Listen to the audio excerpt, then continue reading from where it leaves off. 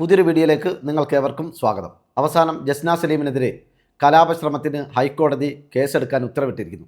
ഗുരുവായൂർ ക്ഷേത്രത്തിൽ ഹൈക്കോടതി ഉത്തരവ് ലംഘിച്ചതിന് ജസ്ന സലീമിനെതിരെ കേസെടുത്ത് പോലീസ്. കലാപശ്രമത്തിനാണ് കേസ്. കിഴക്കേ നടയിൽ കൃഷ്ണ വിഗ്രഹത്തിൽ മാല ചാർത്തി വീഡിയോ എടുത്ത് പ്രചരിപ്പിച്ചുവെന്നാണ് എഫ്ഐആറിലുള്ളത്. ഇതിൻ്റെയൊക്കെ പശ്ചാത്തലത്തിൽ ജസ്ന സലീം താമസിക്കുന്ന പ്രദേശത്തെ അവരുടെ മഹല്ല് കമ്മിറ്റിയിലെ സെക്രട്ടറിയുമായി ഞാനിന്ന് സംസാരിച്ചിരുന്നു. കോഴിക്കോട് ജില്ലയിലെ കൊയിലാണ്ടിക്കടുത്ത് കുറുങ്ങാട് സെൻട്രൽ ജമാഅത്തിലാണ് ഇവർ താമസിക്കുന്നത്. ആ മഹല്ലിലെ സെക്രട്ടറിയായ ഫൈസൽ സാഹിബുമായി സംസാരിച്ചപ്പോൾ ഞാൻ അദ്ദേഹത്തോട് ചോദിച്ചു, നിരന്തരം ഇസ്ലാമിക വിരുദ്ധ പ്രവർത്തനങ്ങളുടെ ഭാഗമാകുന്ന ഒരു സ്ത്രീ ഇസ്ലാമിനെയും സമുദായത്തെയും സംഘപരിവാർ ശക്തികൾക്ക് ഒറ്റുകൊടുത്തുകൊണ്ടും മുസ്ലിം വിരുദ്ധ പ്രവർത്തനങ്ങൾക്ക് ആക്കം കൂട്ടുന്ന രീതിയിൽ പ്രവർത്തിക്കുന്ന ഈ സ്ത്രീയുടെ പ്രവർത്തനങ്ങൾ ഏതെങ്കിലും കാലത്ത് നിങ്ങളുടെ ശ്രദ്ധയിൽ വന്നിട്ടുണ്ടോ?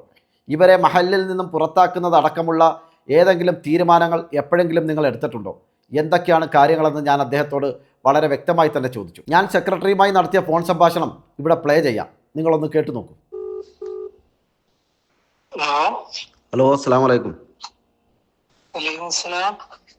ഫൈസൽ സാഹിബ് അല്ലേ? കുറുങ്ങാട് സെൻട്രൽ ജമാഅത്തിന്റെ സെക്രട്ടറി. എൻ്റെ പേര് ഹസൻ എന്നാണ്. ഞാൻ സൗദി അറേബ്യ എന്നാണ് വിളിക്കുന്നത്. അപ്പൊ ഞാൻ ഇപ്പോൾ നിങ്ങളുടെ ജമാഅത്തിൽ ഒരംഗം ഉണ്ടല്ലോ, സലീം എന്ന് പറഞ്ഞിട്ട് ഒരാള്. അപ്പോൾ അദ്ദേഹത്തിന്റെ വൈഫിനെതിരെ ഇപ്പോൾ ഇന്ന് ഹൈക്കോടതിയിൽ നിന്ന് ഒരു വിധി വന്നിട്ടുണ്ട്. അവര് കോടതി അലക്ഷ്യവും അതുപോലെ തന്നെ ഈ ഗുരുവായൂർ ക്ഷേത്രത്തിൽ പോയി നടത്തിയ പലതരത്തിലുള്ള കലാപ പരിപാടികളുടെ പേരിൽ അവർക്കെതിരെ കലാപാഹ്വാനം അല്ലെങ്കിൽ കലാപശ്രമത്തിനാണ് കേസെടുത്തിരിക്കുന്നത്. അതായത് ഹിന്ദുക്കൾക്കും മുസ്ലിങ്ങൾക്കും ഇടയിൽ കലാപമുണ്ടാക്കാൻ ഒരു ശ്രമം നടത്തി എന്നുള്ള കോടതിയുടെ നിരീക്ഷണത്തോടു കൂടിയാണ് അവർക്കെതിരെ അവരെ അറസ്റ്റ് ചെയ്യാനുള്ള ഉത്തരവ് വന്നിരിക്കുന്നത്. അപ്പൊ ഈ സ്ത്രീ കുറെ കാലങ്ങളായി പച്ചയായ ഇസ്ലാമിക വിരുദ്ധ പ്രവർത്തനങ്ങളാണ് നടത്തിക്കൊണ്ടിരിക്കുന്നത്. ഒരു വേള അവർ തുറന്നു പറഞ്ഞിട്ടുണ്ട്, ഞാൻ കൃഷ്ണനെയാണെന്ന് വിശ്വസിക്കുന്നതെന്നും അള്ളാഹുലുള്ള വിശ്വാസം ഉപേക്ഷിച്ചു എന്ന് പോലും അവർ പറയുന്നുണ്ട്. അപ്പൊ ഇത്തരം കാര്യങ്ങളൊക്കെ എപ്പോഴെങ്കിലും നിങ്ങളുടെ ശ്രദ്ധയിൽ വന്നിട്ടുണ്ടോ? അപ്പോ ഒരു മഹൽ എന്ന നിലയിൽ നിങ്ങൾ എന്തെങ്കിലും തരത്തിലുള്ള നടപടി സ്വീകരിച്ചിട്ടുണ്ടോ? അത് അവര് രജിസ്റ്റർ ചെയ്തത് ഞാളെ മഹലിലല്ല, അവർ രജിസ്റ്റർ ചെയ്തത് കുറുവങ്ങാട് മഹലിൽ. നമ്മളെ മഹലിൽ അവർ രജിസ്ട്രേഷനോ കാര്യങ്ങളോ നമ്മളെ മഹലായിട്ട് ബന്ധമോ കാര്യങ്ങളോ ഒന്നുമില്ല. അവരെ കുട്ടികൾ കുറച്ച് നമ്മളെ മദർസ് പഠിച്ചെന്നല്ലാതെ നമ്മളായിട്ട് വേറെ യാതൊരു ഇത് ബന്ധവുമില്ല. അപ്പം ഈ നിങ്ങളെല്ലാവരും പൊതുവായുള്ള ഖബർസ്ഥാനുള്ള മഹലിൽ തന്നെയല്ലേ ഇവരങ്ങാട്ടുള്ളത്? അതെ അതെ, അവരങ്ങായിട്ടുള്ളത്. അപ്പൊ നിങ്ങൾക്ക് ഇവരെ കുറിച്ച് അറിയാവുന്നത് കൊണ്ട് നിങ്ങളുടെ ഒരു മഹലിന്റെ പരിധിയിലാണല്ലോ ഇവർ താമസിക്കുന്നത്.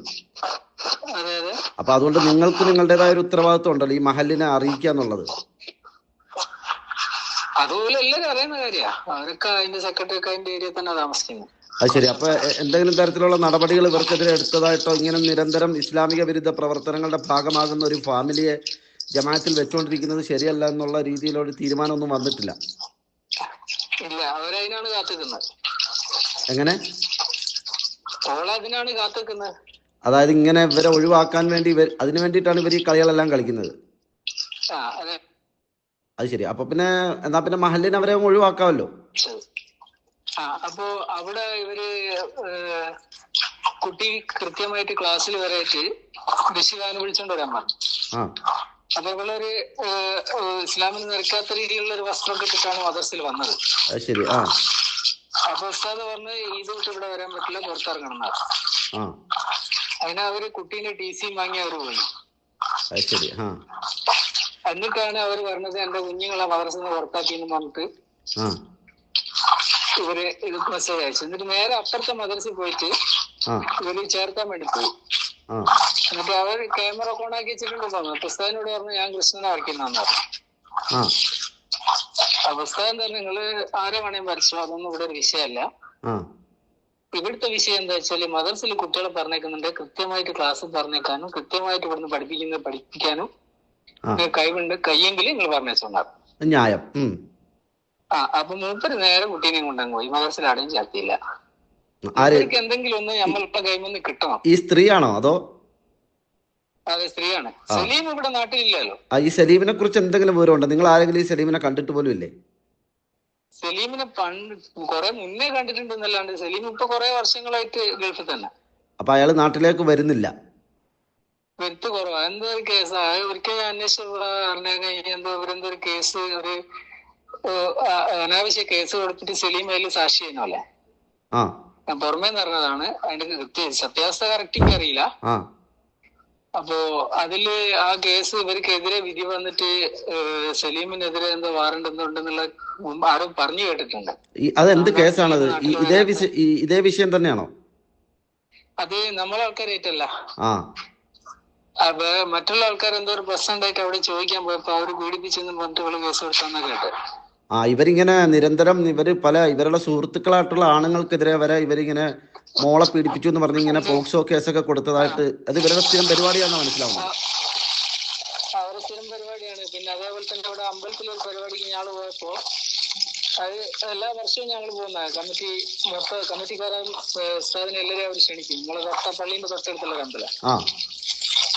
അപ്പൊ നമ്മള് സ്ഥിരം എല്ലാ വർഷവും ഒരു ദിവസം അവിടെ പോയിട്ട് ഞങ്ങൾക്ക് ഭക്ഷണം ഉണ്ടാകണം. അത് ഞങ്ങൾ പോയെന്ന് ഇവിടെ വീഡിയോ വെച്ചിട്ട് കുറെ പ്രശ്നങ്ങളൊക്കെ ഉണ്ടാക്കിയാണ്. പക്ഷെ നമ്മളെ നാട്ടിലുള്ളവർക്ക് എല്ലാവർക്കും ഇവിടെ അറിയുന്നതിനെ കൊണ്ട് നമ്മളെ നാട്ടിൽ ഇതുമായിട്ട് ബന്ധപ്പെട്ട് ഒരു പ്രശ്നങ്ങളും ഉണ്ടായില്ല. അത് ശരി. അപ്പൊ ഇവളൊരു പൊതുശല്യമാണ്. ഈ സലീമിനെയും ജസ്നാനെയും ഈ നാട്ടിലുള്ള എല്ലാവർക്കും അറിയാം. അത് ശരി. അപ്പോ അവർക്കറിയാം ഇവള് പറയുന്നത് കള്ളത്തിലാണ് എന്നുള്ള അറിയുന്നതിനെ കൊണ്ടാണ് നമ്മളെ നാട്ടിൽ അതുമായിട്ട് ബന്ധപ്പെട്ടിട്ട് ഒരു പ്രശ്നമില്ല.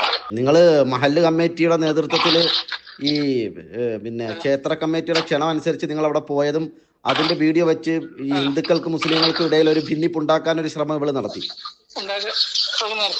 അത് ശരി. അപ്പൊ ചുരുക്കി പറഞ്ഞാൽ നിങ്ങളുടെ നാട്ടിലുള്ള ഹിന്ദു മതവിശ്വാസികളും മുസ്ലിം മതവിശ്വാസികളും ഇവളെ പൂർണ്ണമായും അവഗണിച്ചിരിക്കുകയാണ്. എല്ലാവരും അവഗണിച്ചത്. നാടുമായിട്ട് അവർക്ക് ഒരു ബന്ധമില്ല. അത് ശരി. നാട്ടിലുള്ള ആരുമായിട്ട് ഒരു സംസാരിക്കുക, നാട്ടിലുള്ള ആൾക്കാരായിട്ടുള്ള ഒരു ബന്ധമൊന്നുമില്ല. അത് ശരി. ഇവിടെ ഉണ്ടെന്നറിയാം. ഞാനിപ്പോ കുറെ വർഷങ്ങളായി ആളെ കാണാത്ത. അത് ശരി. അപ്പൊ ഈ സലീമുമായിട്ട് നിങ്ങൾ ഏതെങ്കിലും തരത്തിൽ ഈ മഹല്ല് കമ്മിറ്റിയോ നിങ്ങൾ ആരെങ്കിലും നിങ്ങളുടെ ഭാര്യയുടെ ഇത്തരം ഈ പോക്കും ഈ ദീനി വിരുദ്ധമായ ജീവിതത്തിനെതിരെയൊക്കെ അയാളെ ബോധവൽക്കരിക്കാനോ അയാളെ പറഞ്ഞ കാര്യങ്ങൾ പറഞ്ഞ് ബോധവൽക്കരിക്കണമെങ്കിൽ അയാളെ നമ്പർ കിട്ടണോ, അല്ലെങ്കിൽ അയാളെ കോണ്ടാക്ട് ചെയ്യാൻ കാണാൻ അയാൾ നാട്ടിൽ വരണോ? അയാൾ ദുബായിൽ എവിടെയാണെന്ന് വല്ലതും ഫൈസൽ സാഹിബിന് അറിയാവോ? എന്തെങ്കിലും ധാരണയുണ്ടോ? നമുക്ക് ആർക്കും നാട്ടിൽ, അതായത് ഈ സലീമിനും നാട്ടിൽ ആരുമായിട്ടൊരു ബന്ധമില്ല. അത് ശരി. ഒരു നാട്ടുകാരനാണ്, പക്ഷെ ഈ നാട്ടിലുള്ള ആരുമായിട്ടും ഒരു ബന്ധമില്ല. കാരണം ആ ഏരിയയിലുള്ള ആൾക്കാർക്ക് ആർക്കും അവനെ പറ്റിയ ഒരു വിവരമില്ല. മൊത്തത്തിലൊരു ദുരൂഹതയാണ്. ദുരൂഹതാണ്. അവനെ കോണ്ടാക്ട് ചെയ്യാനോ പറയാനോ ആർക്കും നമ്പറുമില്ല. അവരെ ഇനി ജമാഅത്തിൽ നിന്ന് പുറത്താക്കണമെങ്കിൽ പോലും അവരെ ഒന്ന് കണ്ടു കിട്ടണം. അതിനും കിട്ടുന്നില്ല. കണ്ടിട്ടണം. അതെ, അതിന് കിട്ടുന്നില്ല. അപ്പൊ നിങ്ങൾ നിസ്സഹായരാണ്. പിന്നെ തന്നെ ഇവര് പള്ളിയായിട്ട് ഒരു ബന്ധം ഇല്ലാത്തതിനെ കൊണ്ട് ആരും ആ വൈകിട്ട് പോകൂല. അവരെങ്ങനാന്ന് വെച്ചാൽ ആയിക്കോട്ടെ എന്നുള്ള രീതിയാണ്. ഒരു റമദാൻ പിരിവോ ഒരു വരിസംഖ്യ അങ്ങനത്തെ ഒന്നും ഇല്ലെന്നാണ്. അത് ശരി. അവരവിടെ താമസിക്കുന്നുള്ളത് മാത്രമേ ഉള്ളൂ. അപ്പൊ ഞാൻ വിളിച്ചത്, നിങ്ങൾ ഇത്രയും വലിയ രൂക്ഷമായ ഒരു പ്രശ്നങ്ങളൊക്കെ നിരന്തരം ഈ സ്ത്രീയുടെ ഭാഗത്തു നിന്നുണ്ടാകുമ്പോ ഈ മഹല്ലുകാരും എന്താണ് ഈ വിഷയത്തിലൊന്നും അനങ്ങാത്തത് എന്നുള്ളതിനെ കുറിച്ചുള്ള ഒരു ഡൗട്ട് ഞങ്ങൾക്ക് എല്ലാവർക്കും ഉണ്ടായിരുന്നു. നാട്ടില് ഇതുമായിട്ട് ഒരു ബന്ധമില്ല. അത് ശരി. അപ്പൊ നിങ്ങളെ വിളിച്ച് കാര്യങ്ങൾ ചോദിച്ചപ്പോഴാണ് മനസ്സിലായത്. ഇതൊക്കെ പുറത്താണ്. നാട്ടിൽ കുറച്ച് പാർട്ടിക്കാരായിട്ട് എന്തൊക്കെ ഇതുണ്ടോ എന്നുള്ള അറിയില്ല. അവർക്ക് ആത്മഹത്യാ ശ്രമം നടന്ന സമയത്ത് കുറെ ആൾക്കാരാണ് കണ്ടിരുന്നു. ഏത് പാർട്ടിക്കാര്? BJP-ക്കാരോ? BJP-ക്കാരായിട്ട് എന്തോ ബന്ധമുണ്ടോ എന്നുള്ള അറിയില്ല.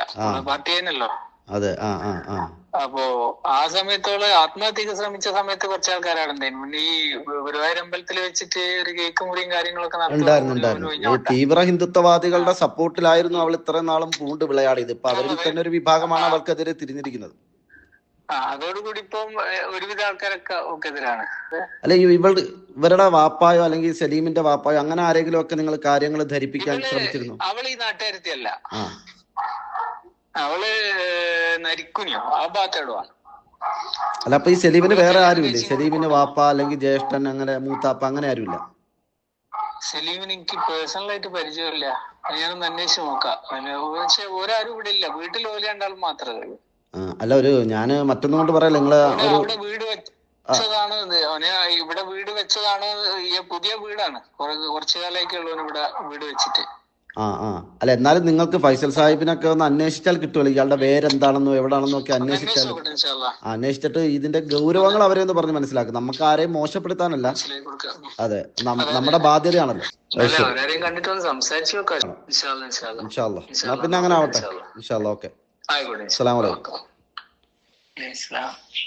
കേട്ടില്ലേ നിങ്ങൾ? ഇതൊക്കെയാണ് കാര്യങ്ങൾ. ശരിക്കും പറഞ്ഞാൽ ഒരു കുത്തഴിഞ്ഞ ഫാമിലി. ഭാര്യ ഏതാണ്ട് 16ഓളം കേസുകളിൽ പ്രതി.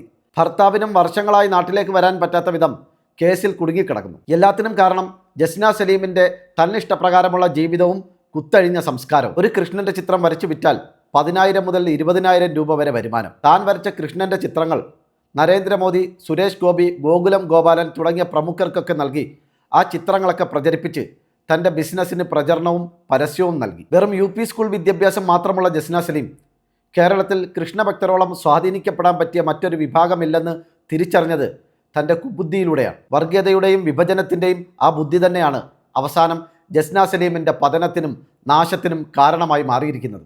മുസ്ലിം സമുദായത്തെ സംഘപരിവാറിന് ഒറ്റിക്കൊടുത്തും ഏകദൈവ വിശ്വാസത്തെ തള്ളിപ്പറഞ്ഞും സാധുക്കളായ മദർസ മുഅല്ലിമീങ്ങളെ നിരന്തരം തെറ്റിദ്ധരിപ്പിക്കുകയും അവരെ മോശപ്പെടുത്തുകയും ചെയ്തതിനൊക്കെ കൃത്യമായ തിരിച്ചടി കാലം തന്നെ ജസ്ന സലീമിന് തക്ക സമയത്ത് തന്നെ നൽകിയിരിക്കുന്നു. പരിശുദ്ധമായ ഇസ്ലാമിനെയും പ്രവാചകരെയും മുസ്ലിങ്ങളെയും ഒക്കെ നിരന്തരം ആക്രമിക്കുകയും ആക്ഷേപിക്കുകയും ചെയ്യുന്ന എല്ലാവരുടെയും അവസാനം, എല്ലാവരുടെയും അന്ത്യം ഇങ്ങനെയൊക്കെ തന്നെ ആയിരിക്കും. കണക്ക് ചോദിക്കാതെ കാലം ഒരിക്കലും കടന്നു പോകില്ല എന്നുള്ള യാഥാർത്ഥ്യം ഇക്കൂട്ടരെല്ലാം ഓർത്തിരിക്കുന്നത് നല്ലതാണ്. ഈ വിഷയത്തെക്കുറിച്ചുള്ള നിങ്ങളുടെ അഭിപ്രായങ്ങൾ എന്താണെങ്കിലും അത് കമൻറ്റുകളായി രേഖപ്പെടുത്തുക. മറ്റൊരു വിഷയമായി നമുക്ക് വീണ്ടും കാണാം. ബൈ.